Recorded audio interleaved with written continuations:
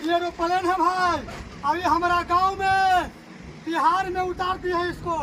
ये देखिए, दिखाओ कैमरामैन, कैमरामैन वो दिखाओ। प्लेन को उतार दिया गांव में, और जो है इसको आगे आओ, आगे आओ कैमरामैन, आगे आओ, आगे आओ। ये देखिए, इस प्लेन को अभी हम लोग जा रहे हैं। हमको जाना था औरंगाबाद से बारून, 10 किलोमीटर का रास्ता तय करना था। हमने सोचा बस से नहीं बल्कि प्लेन से करता हूँ सफर। बस प्लेन में अपने दोस्तों के साथ बैठे हुए हैं, एंजॉय कर रहे हैं। कैमरामैन पूरा प्लेन दिखाओ, पूरा प्लेन दिखाओ, पूरा प्लेन दिखाओ भाई।